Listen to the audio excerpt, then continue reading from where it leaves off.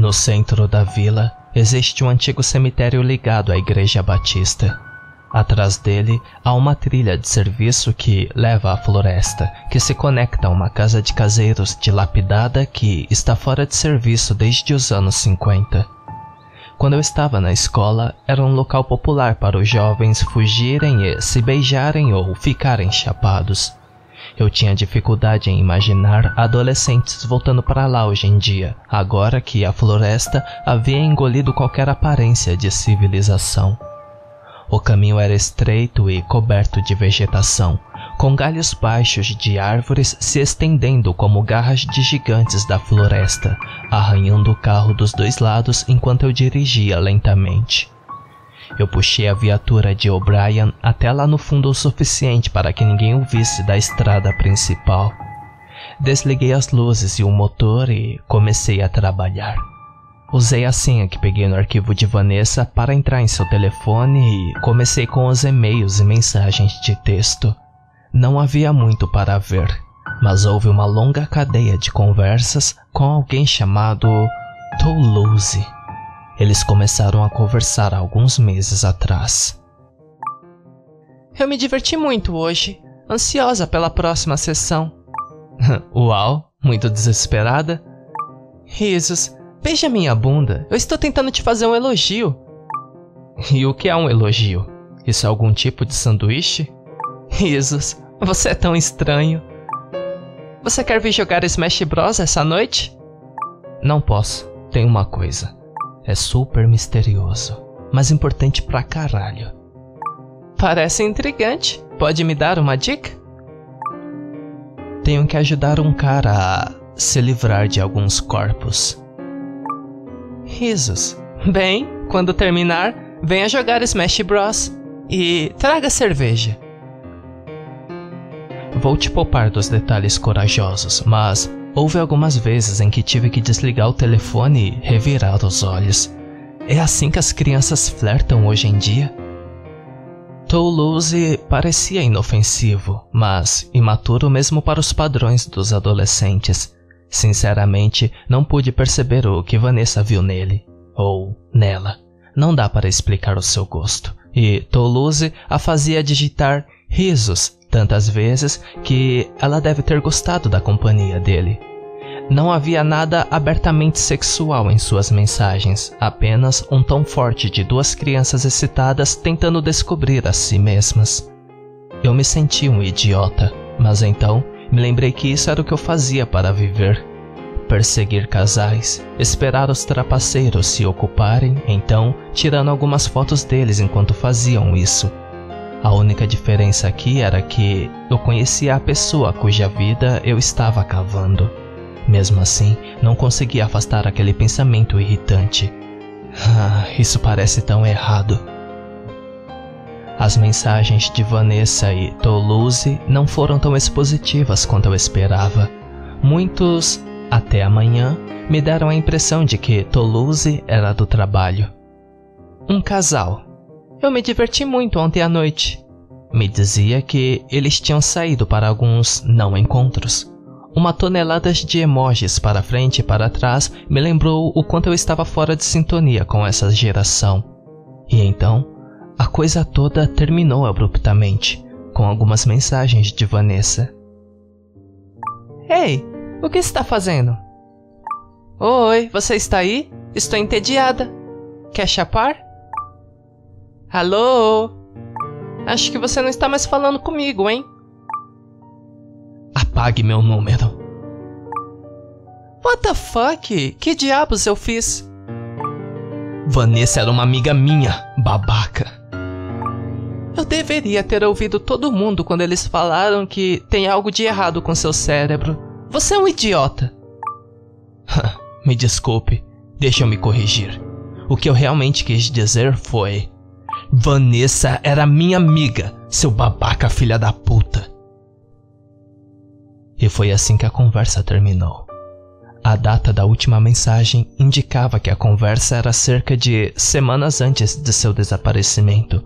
Salvei o número de Toulouse no celular que recebi de Roger e fiz um plano para rastrear a linha assim que tivesse um momento de adiamento. A próxima etapa foi verificar se havia fotos em seu telefone. Abri a galeria, rolei para baixo e comecei a folhear a apresentação de slides em ordem cronológica. Vanessa era uma adolescente normal e tirava o que eu consideraria uma quantidade média de selfies. Uma por dia, ou assim. Eu os estudei procurando por qualquer tipo de pista ou indicador de que algo estava errado ou prestes a dar errado.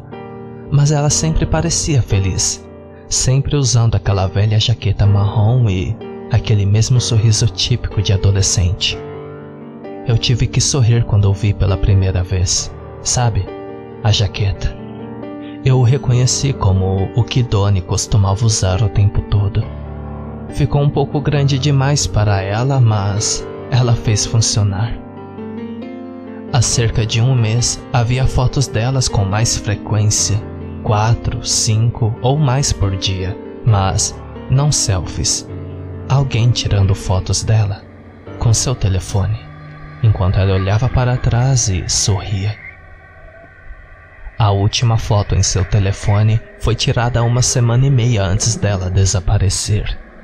2 dias antes de sua mensagem de rompimento com Toulouse. E essa última foto era a única que eu precisava ver. Filho da puta!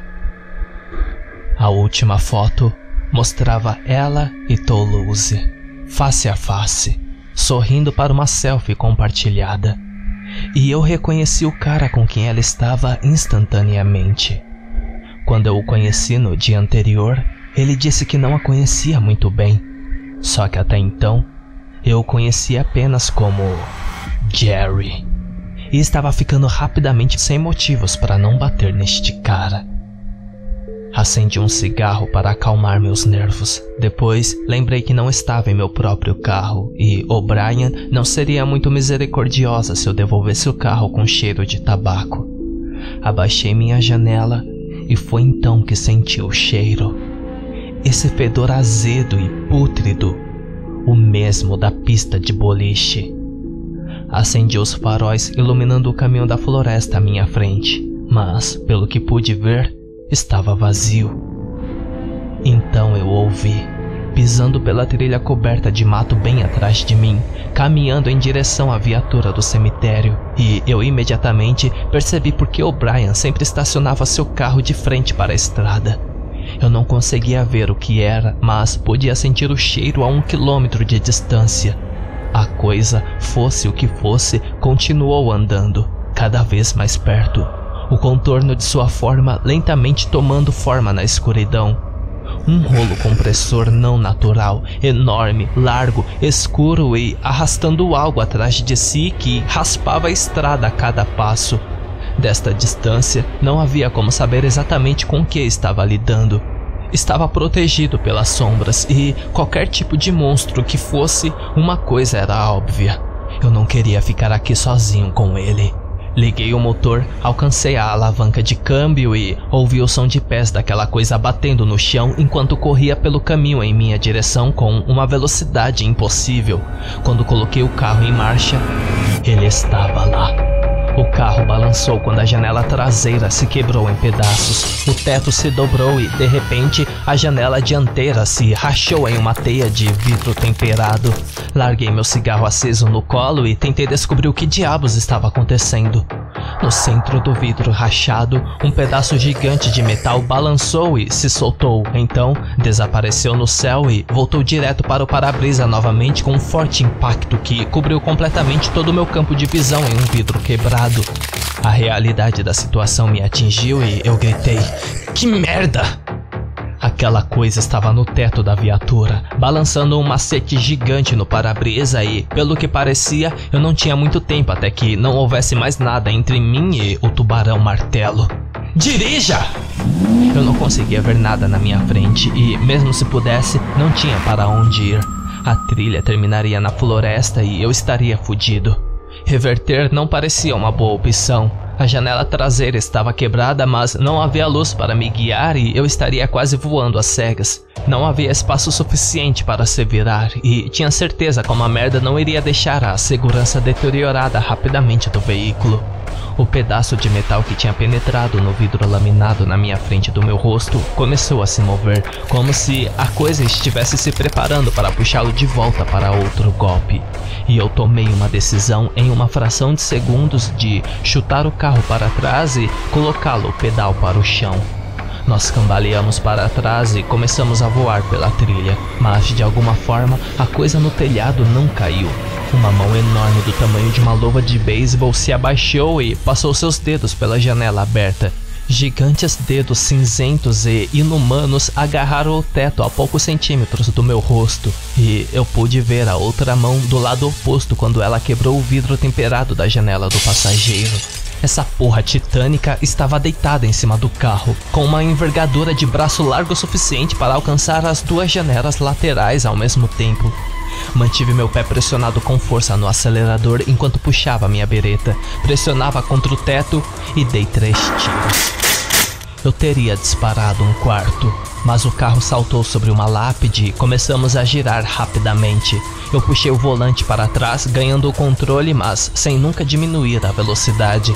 Limpei a estrada da floresta e cheguei ao cemitério, e estávamos passando por cima de túmulos, colidindo com os marcos, ceifando os menores e ricocheteando com os maiores.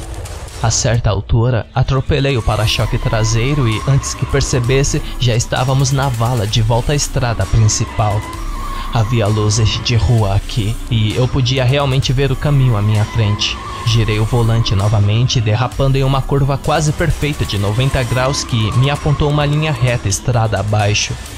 Seguimos em velocidade, e eu estava ignorando os RPMs, mas a coisa segurou firme no topo do carro. A estrada estava prestes a acabar, uma curva acentuada de um homem morto para a esquerda e, apesar do meu desempenho até aquele ponto, eu não tinha tanta certeza se seria capaz de fazer outra curva nessas velocidades em marcha ré. Se eu mantivesse o curso, iria bater em outra porção densa da floresta. Então, tomei mais uma decisão em fração de segundos. Peguei minha arma, coloquei-a contra o telhado novamente e comecei a atirar no mesmo momento em que bati os freios, o que nos fez derrapar por muito tempo, os pneus cantando contra a estrada com força suficiente para acordar os mortos. A coisa finalmente voou do topo do carro e pousou em algum lugar entre as árvores do outro lado da vala com um estrondo. Eu imediatamente apontei a arma para lá e esperei para ver se ele levantaria. Os únicos sons eram o barulho doentio do motor da viatura e meu próprio batimento cardíaco batendo em meus ouvidos. Eu ainda não tinha dado uma boa olhada nele e agora não conseguia nem dizer onde estava. "O que você está fazendo? Saia daqui!" Virei-me em meu assento para olhar para a frente. Então percebi que não conseguia ver nada pela janela da frente. O vidro laminado estilhaçado mantido no lugar era impossível de ver. Eu apontei minha arma para ele, então me segurei. "Isso não vai funcionar. Aqui não é um filme de merda." "Ok, então quais são minhas opções?" Não havia nenhum. Eu tinha que tirar aquele para-brisa ou o carro seria inútil. Eu estacionei a viatura, abri minha porta, respirei fundo e saí para a estrada, me preparando para outro ataque. Aquela coisa não estava muito longe. Eu sabia disso pelo cheiro horrível que continuou a atacar meus sentidos. Minha arma não estava prestes a deixar minha mão até que eu estivesse pelo menos 10 milhas abaixo da estrada. Depois de alguns segundos, finalmente desviei metade da minha atenção para a floresta e olhei para a viatura do policial. O veículo parecia o que eu me sentia, batido no inferno e voltado e correndo em fumos e orações. As laterais estavam raspadas e cobertas de sujeira. A estrutura estava amassada a ponto de qualquer seguradora razoável considerar que tinha dobrado. Mas, de alguma forma, o motor ainda estava funcionando e o carro ainda podia andar. E agora, isso era tudo que eu precisava. Sim, se eu conseguisse sobreviver a tudo isso, no final, O'Brien iria me matar. A marreta gigantesca, ainda projetada para fora do para-brisa, era uma marreta com um cabo de metal. Subi no capô do carro e agarrei a alça grossa com minha mão livre e puxei até que começou a soltar do vidro. Isso não seria fácil. A ferramenta foi feita por um trabalho personalizado. Um poste de aço, grosso o suficiente para que eu mal pudesse segurá-lo com minha mão, soldado a um bloco de metal quadrado. Uma arma para alguém ou algo muito mais forte que eu. Em pouco tempo, eu percebi que este trabalho de remoção necessitaria das minhas 2 mãos. Então, relutantemente guardei minha arma por um momento enquanto colocava todas as minhas forças para arrancar este martelo gigante do vidro e arrastá-lo do carro para a estrada. Sem dúvida, a arma pesava mais do que eu. Pelo lado positivo, o buraco que a marreta deixou no para-brisa era grande o suficiente para que eu pudesse ver atrás e não perdi mais tempo antes de colocar alguma distância entre mim e aquela coisa na floresta.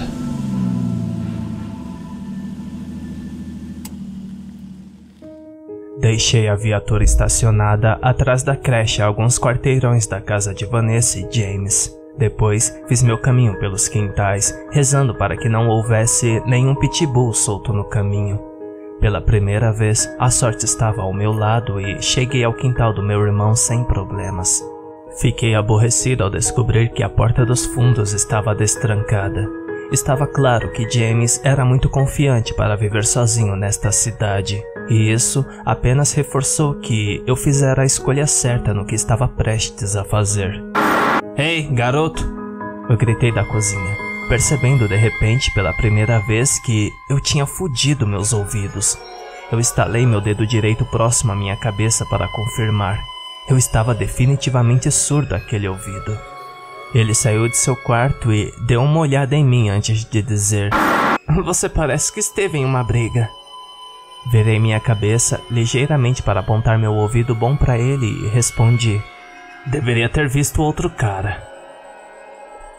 Pode ser temporário, talvez não. É estranho que eu tenha conseguido chegar tão longe sem perceber que tinha fudido minhas orelhas. Sim, a adrenalina é realmente uma droga milagrosa. "Precisamos tirar você da cidade", eu disse. "Agora mesmo." O quê? Por quê?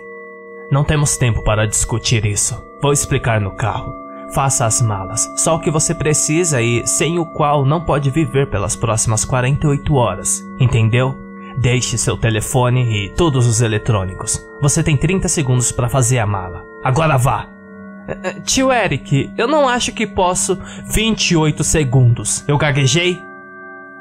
Ele correu de volta para o quarto e eu tirei o telefone que Roger me deu e liguei para o Brian. Ela atendeu após o primeiro toque e disse: "Sim?" "Tudo certo. Eu preciso daquele favor o mais rápido possível." "Depois não diga que nunca fiz nada por você." Ela desligou e eu atravessei a sala de estar. Passei pelas persianas e dei uma espiada. Os policiais, sentados do lado de fora, estavam em carros sem identificação. Não poderia ter sido mais óbvio se tivessem tentado. Eu podia ver o Williams reclinando em seu assento dianteiro e jogando em seu celular. Se isso fosse tudo que eu enfrentaria, seria uma vergonha ser pego. Mas a verdadeira ameaça ainda estava lá, e eu teria que escapar desses caras primeiro. Observei Williams receber uma ligação em seu rádio, sentar-se e atender antes de sair de sua vaga e ir embora, seguido logo por 2 outros carros. O Brian tinha acabado de ligar para um relatório. Tiros disparados contra a escola. Eric Regan perdeu a cabeça e começou a negociar a liderança. Ela estava presa e precisava de apoio.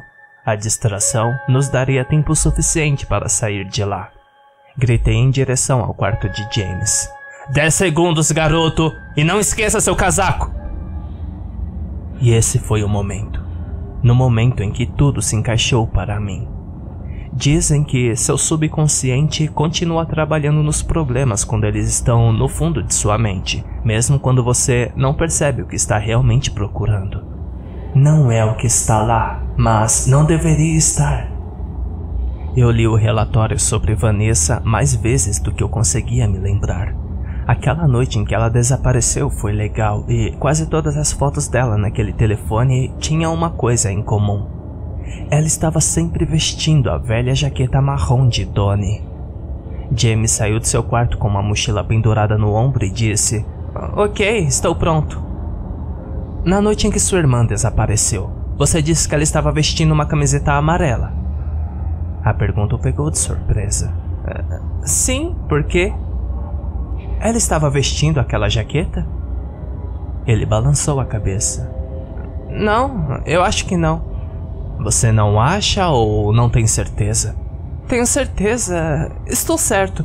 Ela não estava usando a jaqueta do papai. Seu lábio estremeceu e tive a sensação de que talvez ele estivesse escondendo algo. James, olha pra mim. Há algo sobre aquela noite que você não está me contando?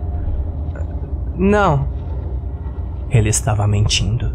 Estava escrito em seu rosto. Ele olhou para o chão e disse: Podemos ir agora? Passei por ele até o quarto de Vanessa. Estávamos gastando segundos preciosos aqui, mas isso era importante. Eu sabia que estava no caminho certo, mas não tinha certeza do que significava ainda. É o que deveria estar lá, mas não está. Eu já tinha vasculhado todas as coisas neste quarto, mas precisava ver de alguma forma se não tinha percebido. A velha jaqueta de Donnie atingiu um nervo quando eu o vi nas fotos. Eu o reconheci no momento em que a vi usando. Eu teria tido a mesma sensação se tivesse visto aqui antes, mas não tinha. James entrou no quarto enquanto eu vasculhava as roupas penduradas em seu armário. O que foi? Ele perguntou. Sua irmã tem roupa lavada em algum lugar? Não, ela carregou tudo um dia antes de desaparecer. E a jaqueta dela? Você já viu em algum lugar? Você sabe onde foi parar? Não, talvez ela tenha deixado no carro. Eu sabia que não estava no carro. E não estava aqui em seu quarto. E ela não estava usando quando ela desapareceu. Essa coisa era claramente mais do que apenas uma peça de roupa para ela. Parecia idiota, mas ela o usava para trabalhar todos os dias de qualquer maneira. Então, devia ter algum valor sentimental para ela. Onde diabos foi parar? James, isso é importante. Tem certeza que não sabe onde está a jaqueta? Eu juro, eu não faço ideia. Por quê? Não se preocupe com isso. Precisamos ir. Agora. Pegamos as estradas vicinais, nos afastando da escola. James foi gentil o suficiente para não dar importância ao quão viciado meu carro tinha ficado, ignorando os recipientes de fast food e as garrafas de bebidas vazias no chão. Fiquei de olho no espelho retrovisor e esperei até estarmos a alguns quilômetros de sua casa antes de começar a examinar aquele olhar suspeito que ele me deu antes, quando eu perguntei se havia mais na história. James, preciso fazer algumas perguntas. Certo, tudo bem. Naquela noite em que Vanessa desapareceu, eu sei que é difícil, mas preciso que você volte até lá e me guie por tudo isso. Qual foi a primeira coisa que você se lembra daquele dia? Eu não sei. Ok, então vamos para aquela noite. Você estava assistindo televisão e ela saiu do quarto. Não disse uma palavra e saiu pela porta, está certo? Sim, foi o que aconteceu.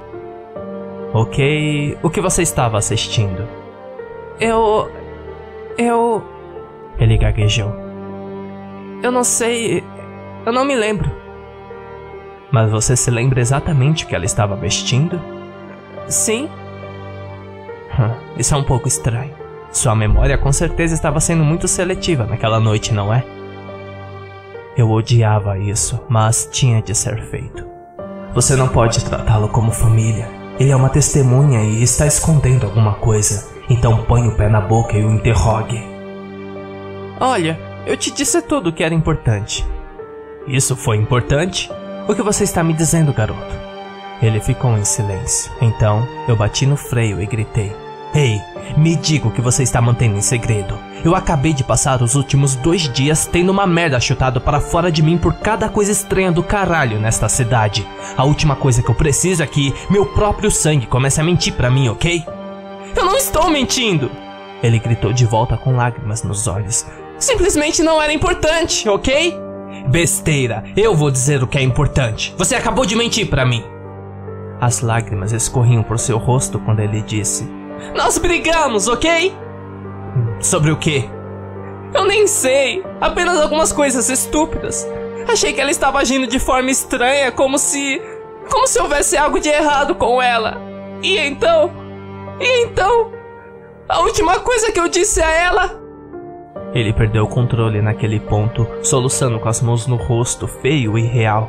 Isso partiu meu coração, mas eu sabia que estávamos chegando a algum lugar. Olha, eu amava seu pai, ok? Eu sei que ele me amava também. Ele era meu único irmão e costumávamos brigar o tempo todo.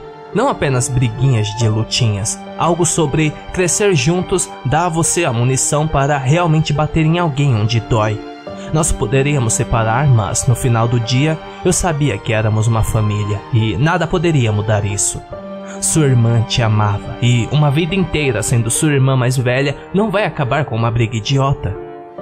Você não entende, ele soluçou. A última coisa que eu disse a ela foi que mamãe estava certa. Merda. O que você quer dizer com isso? Eu disse a ela que realmente não acreditava que ela fosse mais minha irmã. Então ela foi embora. Essa foi a última vez que alguém a viu. Eu acho que eu a fiz ela... Não, cale a boca. Não se atreva a dizer isso. Nem mesmo pense nisso. Sua irmã era mais esperta do que eu. Ela não fez nada. Você não fez nada pra ela. Alguém a levou. E quando eu descobrir quem, eu vou fazê-los pagar.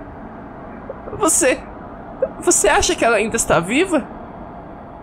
Eu não respondi. Eu simplesmente comecei a dirigir novamente e observei a estrada. Que porra amorosa é essa? O Brian gritou enquanto eu estava na sua porta com James ao meu lado. Não tínhamos para onde ir. Literalmente para qualquer outro lugar na porra do mundo, Eric. Mas não na minha casa. Hey, ela me chamou de Eric, não de esmalte. Eu a deixei gritar e fazer um grande alariado sobre isso. E uma vez que ela terminou, eu apontei o fato de que isso não era para mim. Era para meu sobrinho de 15 anos e, naquele ponto, ela não poderia realmente dizer não. Ela tinha ficado muito sóbria nas últimas 2 horas desde o bar, onde eu a convencia a chamar um falso tiroteio na escola. Depois disso, dei a ela uma carona para casa no carro de Vanessa, então eu roubei as chaves dela. Voltei para o bar e roubei sua viatura. Mas ela não sabia sobre essa parte ainda e estava bem deixá-la descobrir sozinha mais tarde, depois que eu estivesse morto ou fora da cidade. Assim que James estava seguro dentro da casa de O'Brien, me virei para sair. Hey, você não quer entrar também? Não, eu preciso falar com alguém primeiro. Que pena, disse ela. E faça-me um favor, vê se não morre.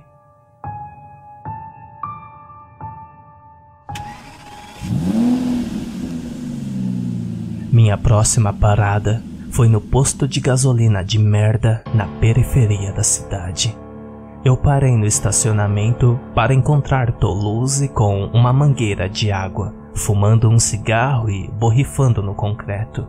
Estacionei, desci, fui até ele. A seguir, agarrei-o pelo pescoço e coloquei-o contra a parede. Ele calmamente tirou o cigarro da boca e sorriu para mim e disse: Hey, detetive, e aí? Eu segurei o telefone de Vanessa próximo ao rosto dele. A imagem na tela era a selfie que ele tirou com ela, a última foto a ser tirada antes dela desaparecer. Quer me dizer alguma coisa? Eu perguntei. Nada particularmente, mas se isso impedir você de chutar minha bunda, eu direi o que você quiser, ok? Vai salvar sua bunda. Eu menti. Ok, é o seguinte, Van e eu éramos próximos, mas você é tipo o pai dela e eu não me dou muito bem com os pais. Você tem 3 segundos pra parar com esta besteira antes de eu fazer você comer este telefone. Ok, acalme-se, você me pegou. Eu menti pra você porque não sabia se você estava realmente procurando por ela ou se você era um deles. Corte com os pronomes vagos, garoto. Quem são eles? Eu não faço ideia. Os que levaram a van. Coloquei o telefone no bolso, puxei minha bereta e coloquei na cabeça dele, apenas no caso de haver alguma confusão sobre se ele estava falando sério ou não. Mas Jerry apenas riu e disse sarcasticamente: Oh não, uma arma contra minha cabeça, oh não. Olhe, detetive, acredite ou não, este não é meu primeiro rodeio. Apenas me diga o que você sabe.